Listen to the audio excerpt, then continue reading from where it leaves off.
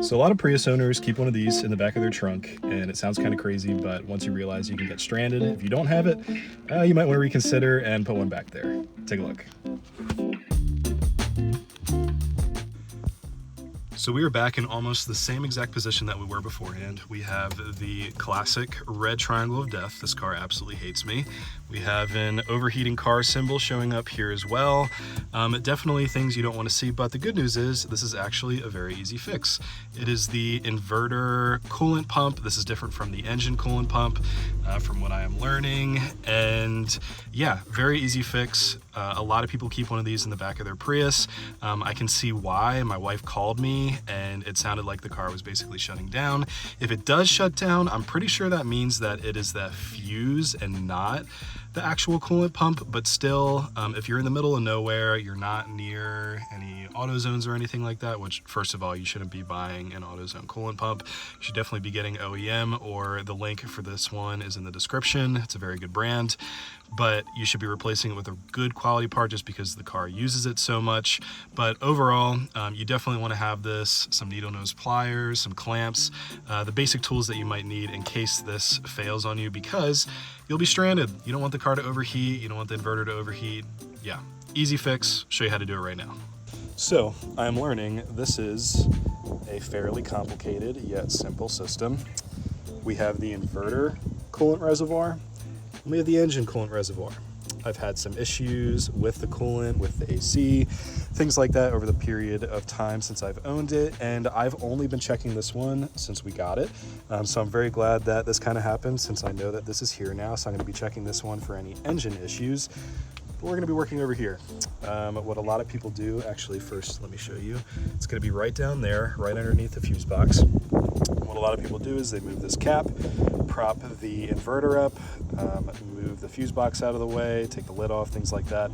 I'm not going to do it that way. I just kind of feel nervous moving the inverter or unbolting it or even touching it. But if you do it that way, make sure you take out that safety plug in the back. You don't want to shock yourself. That'll be pretty bad. So what I'm going to do, I'm going to take this cap off, I'm going to take the light off, and hopefully I'll have basically enough room to get both of my hands in there. So we'll see how it goes. Learning along the way, you can learn too. Absolutely zero movement.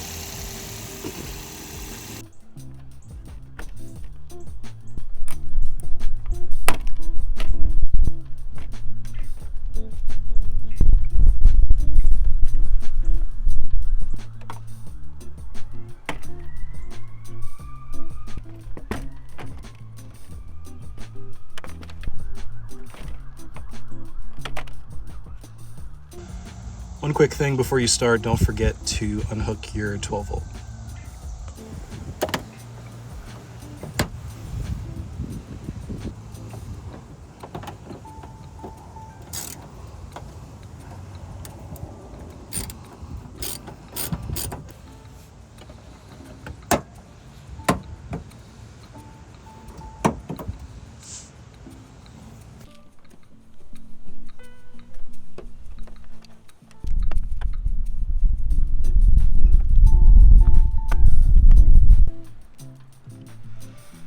All right, this one is a little confusing. There's a bolt right here that looks like it goes to the headlight, but it's actually the one underneath it. You can't really see it here, but it's hidden.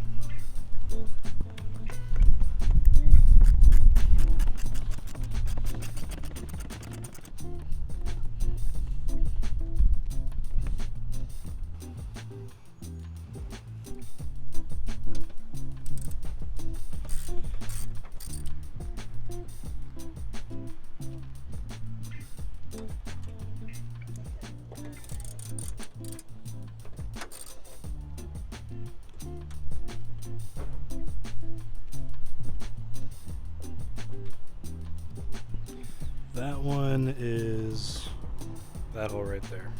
So you just follow it down here.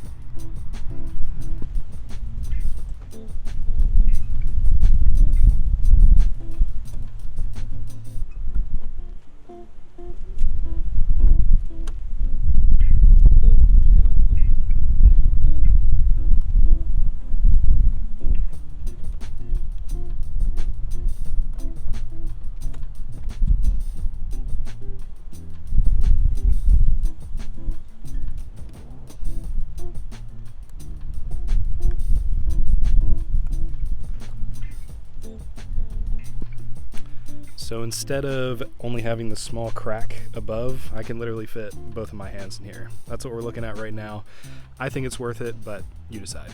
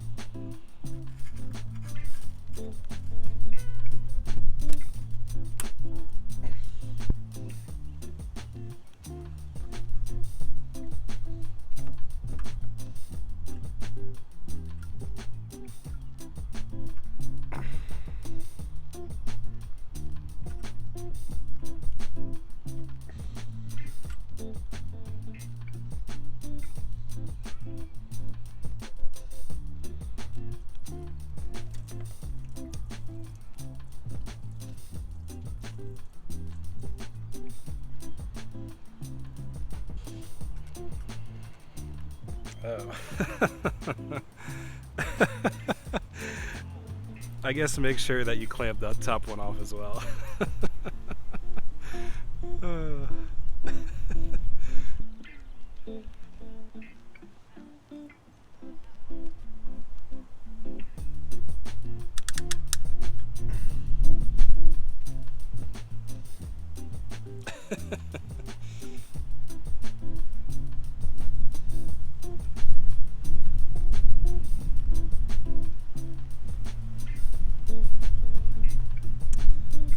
Alright, much better experience on that one.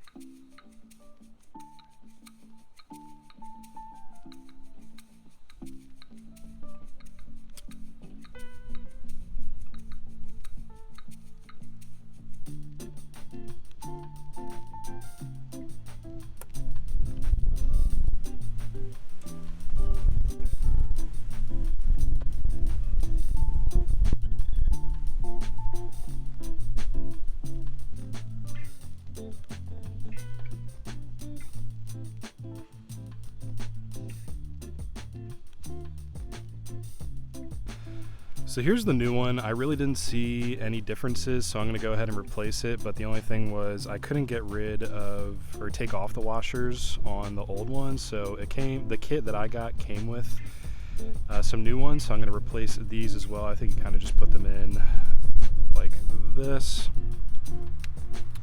But yeah, taking it off was fairly simple. I wanted to make sure that I had enough room to move the clips up while also not letting any coolant go like I did. And yeah, we're basically just gonna do the same thing, but opposite.